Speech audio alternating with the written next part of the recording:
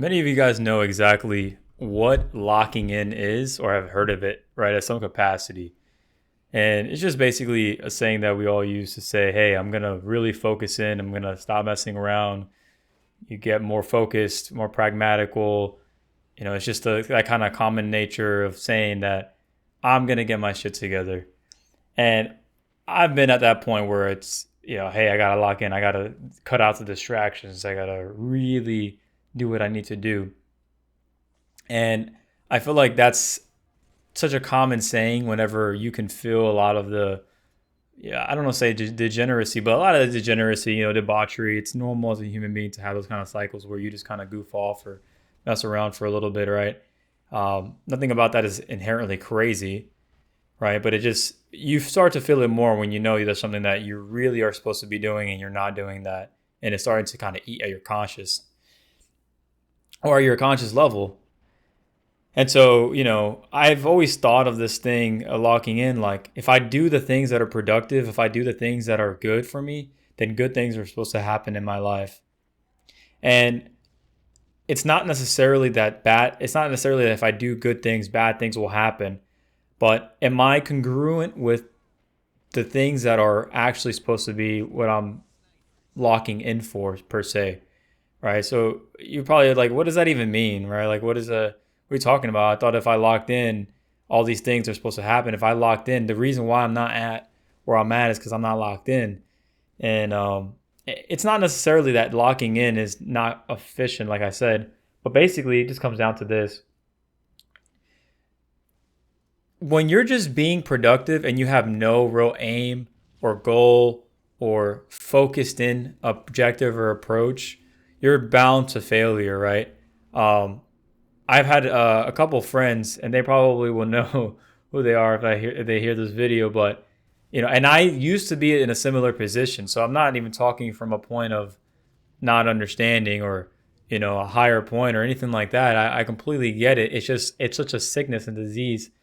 You think that the solution to your problems are in the means of just, oh, bro, if I go to the gym and if I do X and I do Y and I do Z, and once I get this one thing out of my way, that's the last thing holding me back. That's the reason why I can't get what I want in life. The reason why I can't get this one thing or this other thing is because I have to do this, then I'll do that. I have to pay this debt off, and now I'll do that. I have to once I pay off this person, or once I do this thing, or once I run the marathon, or once I do the sprint, or once I do the jog, and once I do, you're always gonna have something. There's always gonna be something in the way that's gonna constrict you from doing that thing that is gonna require a lot of work and no immediate result. And I don't even say no immediate result, no result for a long time. But that's literally what's just required. If you know that it requires you to do something for a very long time without any kind of reward and not even a guarantee of a reward up until the very end, that's a very hard thing to convince yourself to do. And it's a reason that I feel like a lot of people quit on their goals, their diets, their habits, the things that they actually want to achieve, is because it very much is just this focus of the destination and not the journey. But aside from that, right, a lot of the times when you see and you have friends that are talking about, yeah, bro, I need to lock in, a lot of their goals aren't even congruent with what they want. So let's say you are trying to lose weight, right? Like you're trying to lose 30 pounds, right? And, ultimately, the real problem is that you've been overweight and you've lost habitual track of what you're eating, and this has caused you to gain weight. That's actually your problem, but your problem that you're focused on is losing 30 pounds, right? So what happens? You learn how to lose 30 pounds in like 30 days, right? That's why those videos get so popular. And I always see that. I always say, lose 30 pounds, 30 days, how to lose love handles in 1 month. There are so many people that are looking for the shortcut in every single thing and inevitably find themselves in the same position that they started in. And it's so interesting to see that that's the most clickbaity comment. How do I get this the fastest without any provision of hard work, without any guarantee of what I'm doing is going to actually be formidable, without any kind of guarantee or clause of that. I want fast. I want immediate. It's literally in the views. It's quite inescapable in your face. And a lot of the things that I've said on this channel, a lot of the things that I've preached over and over have been Run away from those things. Be wary of any man that tells you they have the solution for all your problems, including myself. Be wary of anybody that has fast promises and can guarantee things that have never been guaranteed before. Be wary of anything that touches upon that. And it most likely is not true. There's a reason why, like, they have, the saying of snake oilism, right? Like, or things of snake oil, because a lot of things are snake oil nowadays. It's the modern internet. People can get a nice video camera, put on a nice filter, export at the highest quality settings, have the highest and best presentation, and you're left scratching your head like, damn, he might be saying something. As somebody that knows how to do those things and project a certain kind of image, that anything that I say will at the very least guarantee me an audience of people who wouldn't know any better. There's always going to be gullible people out there. But back to the main topic of what I'm saying, right? You can do that to yourself and not even realize it. Quite literally, when you start making yourself these promises that, okay, once this happens in my life, then I'll start doing those things. Or that's at the point where I can actually achieve those things. That's the biggest lie that you'll keep selling yourself. I've seen it time and time. I think it's the biggest culprit of why people don't get anything that they want, including myself. I have high expectations out of myself to accomplish certain things. And I can literally see the moments where I'll make little excuses like, okay, when I do this, when I get to this point in my job, in my career, then I'll start doing those things. It's like, that's a skill of a testament that I think it's a reason why I've been able to kind of navigate a lot easier now in my mid to late 20s than I ever did in my earlier 20s. Because I stopped telling myself that lie. It's a damn lie, right? It's a damn lie. When you hear yourself and that feels good and you're like, nah, bro. And you start telling other people, yeah, bro, once this happened, man, then we're going to do that thing.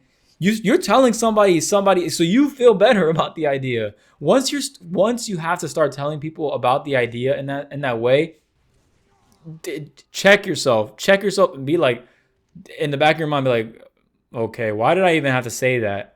Just that's that inner, really deep self-awareness. That's not that stupid ass stoicism and high mediated philosophy, right? And they're not saying there's anything wrong with stoicism in that sense, but a lot of people think that like having self-awareness and this deeper philosophy and all these Socrates and philosophers and quoting them by every single thing that they breathe out of their mouths is a way of living life. And you look at the same people and they're pretty much losers, They don't actually live and have the experience of what it really requires to really understand that meaning. But anyways, going on a little tangent there. That kind of stuff just irks me. But just kind of making that excuse for yourself, right? You have to really dig deep.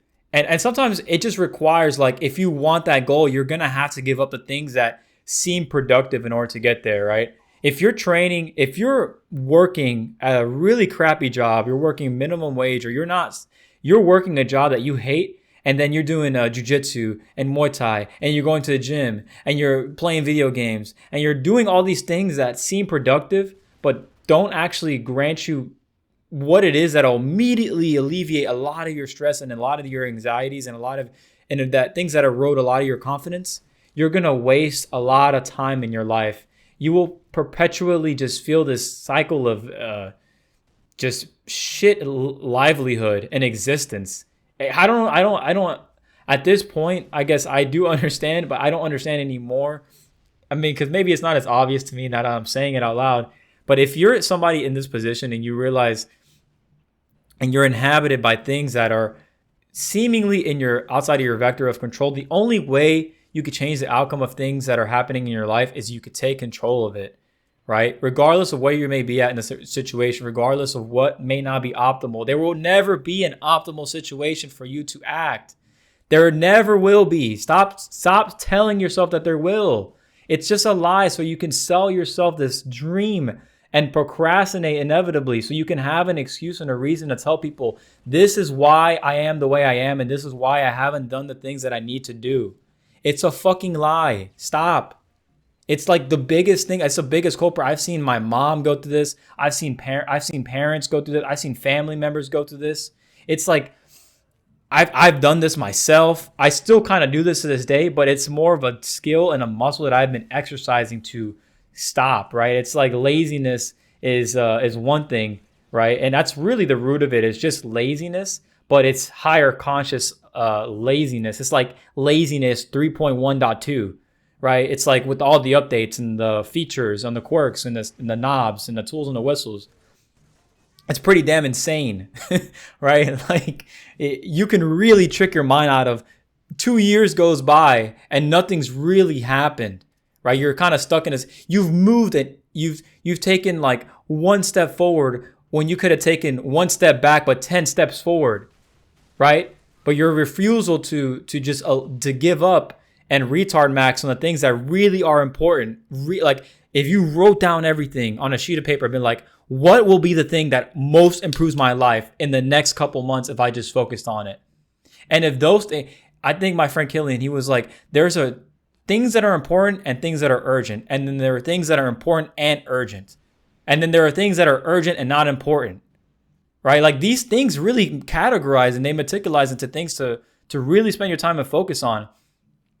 As you get older, this becomes the ability that starts delineating people from, where they're at in certain positions, professionally, socially, in relationships even, right? What makes sense? Choose your battles, man.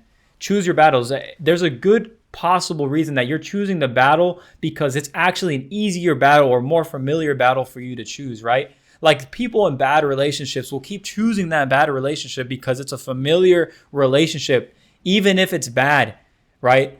They rather know, they rather have that, right? I've said it before. People rather have known hells and unknown heavens potentially, right? I see this with myself. I just got out of a long-term relationship. And man, for the last 2 weeks, I don't want to say I've been ragging on the significant other, but we all have our little grievances and things that we wish the other person did and the reason why the relationship failed and this and that and the third. And I was like, dude, everything that happened in that relationship was my fault. Like everything that went bad was my fault. Even if the other person didn't do right by me, I still chose this person. I still acted in a way that allowed them to do this to me. And I still didn't act appropriately when it mattered the most, to the point where the turmoil of the relationship was on me. At any point, I could have made the decisions done differently. I could have. And then on the deeper sense, I get to this point where I'm like, why do I keep attracting these women that I know? I don't want to say I know, but I come to realize that I generally just, I see that I'm like, was this ever really going to work? I start questioning that. And you can have love for a person just the same way for a friend, or love for any kind of relationship this goes for. But you got to understand, the reason why I got to that point where, I don't know, the reason why I got to that point where I felt like that, because I felt like that's what I deserved, right? Deep down, I felt like this is what I'm capable of doing the most out of, AKA settling, right? That hurts for me to even fucking say out loud, but it's the truth, right? I knew that would be a comfortable way for me to be, because if there was a woman of caliber that I was in an unfamiliar setting with or something along those lines, I would be shaken up and I would be less equipped on how to handle that. And that's my problem, right? Now that I'm saying it out loud and just kind of putting my business out there, but this is the kind of higher level of thinking that you seriously need to tap into if you haven't already. And then it just kind of, you just kind of think dude, what is actually my problems? Again, it goes back to another video I made. What are actually my problems, man? Are my problems me playing video games, or my problems are me trying to escape things that are difficult because I have this projection or fear that I actually suck at math, or I actually can't study, or every time I try to learn, I can't learn, or I can't sit down for too long. Just these stupid ass premonitions that you have been given by somebody, usually somebody else, that you have confirmed in some weird way, right? You confirm that, I'm actually bad at math because you got bad grades on the math test that you never study for. That you never sat down and practiced times tables over and over. You never did extra homework outside of school because you didn't think it was necessary, because you rather spent the time playing video games. And this whole time, there's this math genius within you that you never even come to realize, because you have done every single thing. You have avoided all the things that actually require more grit and more work. And the only difference sometimes between the people that have the more grit and the more work or just people that are just more passionate about it. It tickles their brain, or it tickles some kind of part of their personality, or a combination of all those things. And they had the encouragement and the confidence instilled in them, even if they sucked at it, right? Like and you just didn't have that. Like, get up out of yourself. I used to think I was this shy, introverted person because my mom would always tell me, "Yep, you're this way because you're shy, you're introverted, and you do things this way because this is how you are." And I didn't realize that my mom is telling me these things because somebody at some point told her that she was probably a loud person, that she probably wasn't good at math, that she probably wasn't doing this right, and she probably always worked herself up doing these things. You have to understand, again, people are just like, when people tell you you're something and that reality is a reflection of where you're at, it's just a temporary thing. I don't want to say that Siri, you can be anything you want to be, but dude, you fucking seriously can. We have people that, if I can go down the rabbit hole of all these occupations and jobs that people have that make literally no sense, and they're making millions of dollars. There are people that literally watch YouTube videos all day and are reactionary streamers and content, living in LA and just literally like putting attractive women on their screen and just talking to chat all day. And they're getting paid millions of dollars for this. You can do anything, man. You think that any of these people would, if they had really believed that, man, I'm not computer savvy, I can't talk to people, you're talking to people. What are we talking about? You're a human being. You have all of the DLC packages, all of the required files. As long as you're not somebody who is like mentally retarded, and I mean literally mentally retarded. I don't just mean like internet wise, right? But like mentally retarded, where you cannot intellectually conversate with people even at a certain level. Guys, the people that are the millionaires and successful or efficient in that regard, they generally aren't the smartest people. There are just people that are they just refuse to believe things. When you're a smart person, it's a trap. You will find every single bit of piece of evidence to believe the things that your thoughts are telling you, because you believe, and you believe your thoughts because you're a smart person. You have proved to yourself in some ways, and there's a good chance that some other people also have told you that you are a smart person, but you have all these things. Nobody likes to tell themselves they're dumb, at the same time. But, again, we're getting kind of down in a weird path of like, this can be true and this can, and it depends. And as much as I do that, I don't really like that because it kind of kills the message. But yeah, I mean, look, there's nothing that you haven't been equipped with in life, especially if you live in a first world country. You have all of the means and the resources, right? You have generally the people that are required around you. You just probably don't even realize it, right? Or you haven't figured out the way to tap into that because you're too focused on not having the pieces required to make it work. Yeah, it's the same thing with that, right? Oh, once I don't know, once I move to that new city, in that new town, then I'll start interacting more, then I'll start being around more. The same shit will happen because it's the same issue. It's not that you're just buying time for these things to happen. If you do the things that you need to do in a more inconvenient position, imagine the things that you can do even more when you have the means and the justifications to do so, right? Like, I used to always say that too. Like, oh, once I get to the gym, I was like, man, if I just realized I could have done push-ups and pull-ups this whole time and body weight squats, like, I'm not saying that the gym isn't required. It's obsolete because you can just do those things. But I would have been leagues upon where I could have been starting in the gym if I had just done those things first.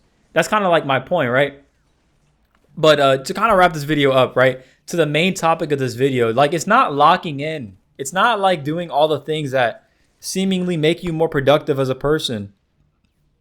Excuse me. Those things are really not important in the grand scheme of things. There are things that are important and urgent that you need to be doing. And there are things that are important but not urgent that you are probably focusing and paying more attention to. And it's so frustrating to hear people's problems and you just ask a couple of questions and you start dissecting them. A lot of you guys know, you have that one friend that, you know who they are deep down, you know their potential, and they just kind of keep hitting you with these like random things as to, yeah, man, this is the thing. It's like when I hit the jackpot, when I hit the lottery, that's when I'll make a lot of money. It sounds so stupid, but that's literally what I start to hear after a while. It's like, why don't, like, can you stop? Can you just stop with this? What is this constant cycle of excuses? You're just tricking yourself out of your own blessings, right? That's, I would also say and note, that's, man, it's just a temperance. It's just alleviating the inevitable suffering, right? You're just paying. It's like the other video I made too. You're just paying yourself interest in the future, because that check or that statement, when it comes through, you're gonna owe a lot more money in the long run, because you've wasted a lot more time now, and you did it in the gist of thinking that your situation, your circumstances weren't optimal for you to make action, right? It's like, I'd rather you go to the gym 3-4 days a week, sleeping 6 hours or whatever, than you not going to the gym because you're like, man, I didn't get that much sleep. I'm not getting that much sleep every night, so I'm not doing that. It's like right? Like, it's like, dude, don't go to the gym. Get more sleep. Like, the sleep is obviously more important in the long run of you training your body and being dismantled, right? So it's not so complicated when I say this out loud, but be very mindful of your thoughts and your actions that follow suit on the things that you're telling yourself, right? And everybody's, oh, self-talk is important, the mental health, and I quote it with the air quotes like that, and I make fun of it in a sense, because it's just it's so performative. It's like, if you're calling your dude, if I was to go outside and I stub my toe or something, or I make a mistake, and I'm not gonna call myself, damn, I'm fucking stupid, I'm sorry. You don't even realize that you're doing that. Like, don't do that to yourself. That's rule number one. Get out of environments that are negative directly towards you, number one. And number two, you don't have to believe every thought you have. And number three, once you identify thoughts that you don't like to have, that are negative, especially meaning towards yourself, and you can kind of notice a pattern, retrain yourself to get out of that. It's that simple, Guys, on this channel, I try to really dissect the things that I feel that inflict a lot of suffering and a lot of, I don't want to say pain, but just a lot of just unnecessary things that plague the modern mind. These are things that are just non-issues that we have created because we live in a society that allows us to run away from our problems at such a high level of distractionary things and objects flying us at all times. Not to get into that whole rabbit hole of things, but there's just constant distraction after distraction. You mind that with the thoughts on a daily basis that you have. You also quadruple that with short form content and YouTube and all the thoughts from all these different peoples and the selling of constant solutions on what you should do.